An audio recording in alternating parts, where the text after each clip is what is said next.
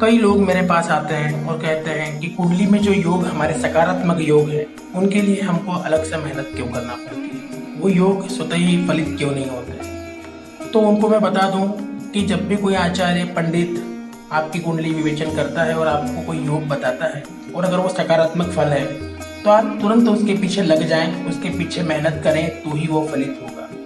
जैसा कि एक एग्जाम्पल से हम समझते हैं कि कोई सकारात्मक दवाई जब आप खाते हो और जब तक आप उसका दृढ़ निश्चय नहीं करोगे तब तक वो दवाई पूर्ण रूप से आपको फल नहीं देगी। हाँ, अगर आप दृढ़ निश्चय कर लें तो वो दवाई जल्दी ही आपको ठीक कर देगी। वैसे ही कोई नकारात्मक दवाई, जैसे अगर हम विष खाएं और कहें कि यार हम तो नहीं मरेंगे, तो वो नकारात्मक दवाई तो अपना काम कर जाएगी, आप दृढ़ निश्चय करो या ना करो, है ना, वो तो आपको मार देगी। ठीक उसी प्रकार सकारात्मक कोई योग है तो उसके लिए आपको दृढ़ निश्चय करना पड़ेगा।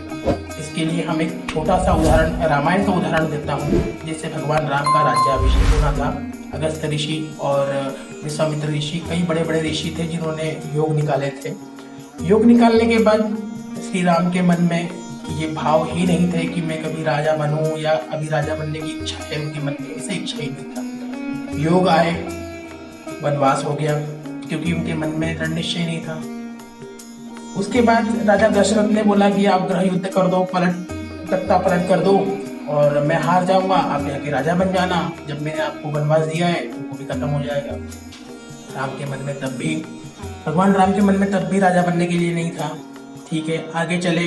जब वो नगर को छोड़ के वन में प्रवेश किए, निषाद राज ने बोला कि हे भगवान, मैं आपका दासत्व स्वीकार करता हूँ, आप राजा बन जाओ और मैं आपका दास बन जाऊंगा। बड़े मन से आग्रह किया, लेकिन भगवान वहां पर भी निश्चय था ही नहीं कि मैं राजा बनूं, तो वो भी योग चला गया। आगे चले, कई दिनों तक पंचवटी में रहने के बाद भरत वापस आए और आने के बाद उन्होंने बोला कि हे भ्राता, हे भगवान, आप चलो, आप राजा बन जाओ, पिताजी अब नहीं रहे, तो पिताजी का अब आज्ञा भी खत्म हो गई, अब तो आप चलो। राम के मन में तब भी नहीं था कि मैं राजा बनूं, वो योग भी टल गया। उसके बाद चले किष्किंधा नगरी, वहां पर बाली को मारा। अब जब किसी राज्य के राजा को आप मार दोगे तो वहां के राजा कौन? जिसने मारा, जो विजयी प्राप्त हुआ। अब राम वहां पर भी राजा बनना नहीं चाहते थे, सुग्रीव को राजा बना दिया। ठीक है, आगे चले, योग आया, योग टल गया। आप समझना, इस बात को रिलेट करना कि योग तो आ रहे हैं लेकिन वो योग कैसे टल रहे हैं, उस चीज को आप रिलेट करना। आगे चले, लंका पे चढ़ाई की।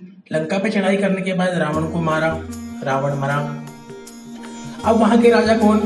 वहां के राजा भगवान राम।